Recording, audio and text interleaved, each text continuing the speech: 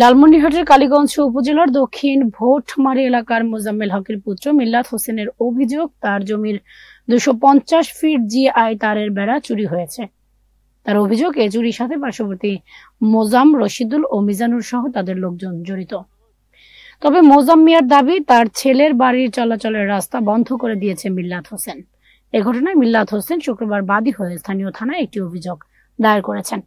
কালীগঞ্জ থানা পুলিশ জানান, অভিযোগের আলোকে তদন্ত করে আইনি ব্যবস্থা নেওয়া হবে। ওখানে জমি ক্রয় করছিল এবং জমিটা ছিল আমার পূর্বের আমার চাচার। ওনার কাছে জমিটা ক্রয় করছিল কোনো গ্যামজাম যেন না হয়, এই ক্ষেত্রে আমরা কি করছি, প্রায় 1 লক্ষ টাকা খরচ করে জিআই তার দিয়ে পিলার গেড়ে গেড়ে আমরা পুরা আমাদের জমিগুলো নেট দিয়ে ঘিরছিলাম।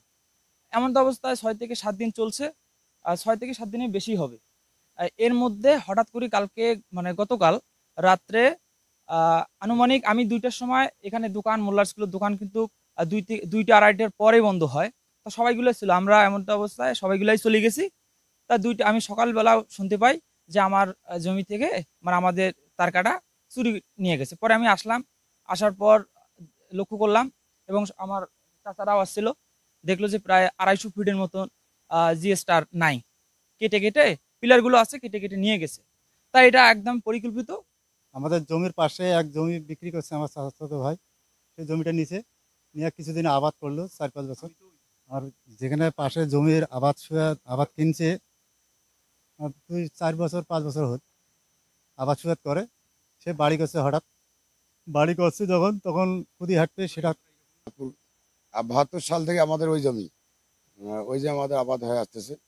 এখন কে বা কারা মানে পাশের জমি বিক্রি করতেই পারে, কিন্তু যদি কেউ বাড়ি করে মানে তার জমি সেও তার বাড়ি করতে পারে, কিন্তু পাশাপাশি জমি যে যাদের আছে তারা সিফটির কারণে তারা বেড়া দিয়ে মানে বিভিন্ন কারণে তারা কৃষি প্রধান যেহেতু দেশ, এই জন্য নিজের সিফটির জন্য তারা কিন্তু তারা কাটে বেড়া দিয়ে ফসল যাতে হয় নষ্ট হয় না, কারোর সাথে কেওয়া যাবে না, আর এই জন্য কিন্তু করছে, বেড়া দিছে। এখন এই মতো অবস্থায় যেখানে 1 লক্ষ টাকা খরচ করে বেড়া দেওয়া হইলো, এবং এই বেড়াটা কেন সরে যাবে? বাড়ির যাওয়ার রাস্তা নেই, তা সেই ক্ষেত্রে অল্প কিছু কোনো কেওয়াস হলে মহিলা মানুষ গায়ে পড়ে। তা এর আগেও পড়েছিল, তা আমরা কোনো কমপ্লেন করিনি। এই জন্য কমপ্লেন করতেছি যে গায়ে পড়ে ফাঁসানোর জন্য চেষ্টা না করে, বা এই বিষয়টা আমরা তো জমিতে কাজ করতে আসবো, তা এই বিষয়টা একটু আপনারা দেখবেন।